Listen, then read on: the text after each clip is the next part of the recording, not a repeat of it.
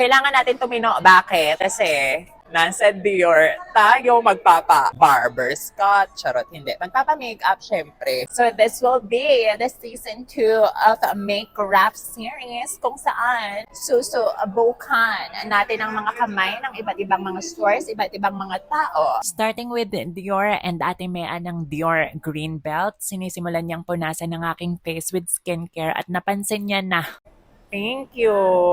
Napansin nila dito na pinapawisan ako kasi may konting kabate. Ayokong makatabig dito ng kung ano, baka mamaya bayaran. Forever Glow Veil. Ganda to kasi na ano niya yung discoloration sa skin. Nababalance. And yes, napansin ko nga na itong primer na to, may pagka-peachy yung kulay that cancels out dark undertones. Sa foundation, ang ginamit naman ay Forever Skinwear in the shade 2.5 at ang unang kong napansin, lakado ang coverage nito.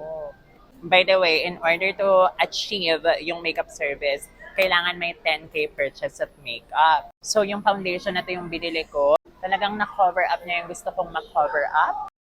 Kaya pala, forever. Kasi parang ayoko na siyang hilamusan forever. Transfer-proof din siya actually. Paano kung merong humawak sa mukha kong ganyan tapos hinalik-halikan? Yeah, hindi yan siya matatransfer. Ay, hindi matatransfer. Tignan natin. Kailangan may maharbat tonight. Ay, charot, may boyfriend pala ako. Minsan nagkakalimutan, lalo na pag naaamoy itong ano na to. Ito pahamak. Marami kong naaalala dito mga red flag ba? Red flag. For the concealer, once again, from the Dior Forever Skin line in the shade 1CR. Ang ganda rin ng shade nito. May pagka-peach din siya, no? Yan palang napansin kong technique ni Ate Mean since hindi niya ako ginamitan ng color corrector sa simula. Yung primer and concealer may pagka-peach yung kulay para makorek na rin yung problem areas along the way. I love the bronzing brush. At tama naman yung mga areas na nilalagyan ng bronzer ni ate, pero parang may kulang. 001 Pink. It's giving Pinkie Pie. Kilala niyo ba si Pinkie Pie? Ito siya, oh. Pinkie space pie. Kala kasi nung iba, pink na kipay. Hindi po. Pinkie Pie. Kayo talaga. Ayun, binalikan ni ate yung bronzer niya kanina para lagyan ako ng nose line. Sa pag na nose line, dama ko ang pag-iingat ni ate. Feeling ko alam niya na may implant. For the eyeshadow, initially kinabahan pa ako kasi parang lahat ng kulay na ginamit niya, although puro brown lang naman, pero lahat may shimmer. But it all made sense in the end kasi kahit nga puro shimmer, iba-ibang shades of brown naman. Merong light, merong dark, so ang resulta, Kardashian! Gamit ang palette na to. Ang ganda nito, Nude Essentials. So pretty. Now, dito ko na-impress ng sobra. Ang produktong ito ay Dior Show Brow Mascara. And normally kasi kapag nagkikilay ako, gumagamit pa ako ng brow pencil. Pero yan si ate yo, suklay-suklay lang siya with the brow mascara. Wala ng pencil-pencil.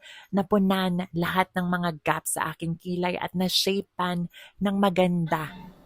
Nanggigigil ako. Nasasarapan ako sa sarili ko. It's giving red carpet. Not only that, pero minsan talaga sa brow mascara, hindi maiiwasan na lumampas. So, nilinisan naman niya ni ate ng concealer. Ngunit pagdating sa eyeliner, ayun, naubusan ng tinta.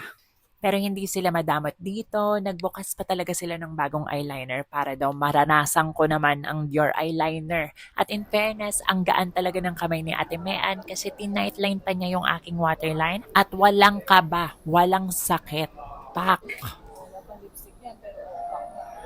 Wala pang lipstick pero mapula na ang labi. Sagana sa sip-sip.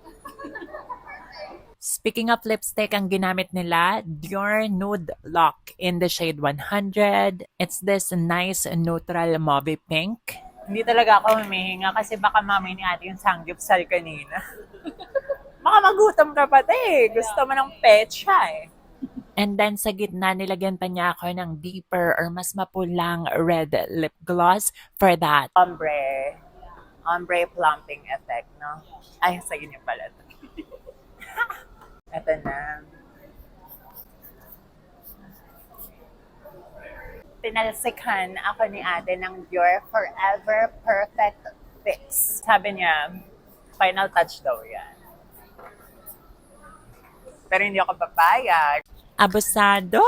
Naglagay pa nga ng Dior J'adore perfume. Hi, winner! Parang may naalala.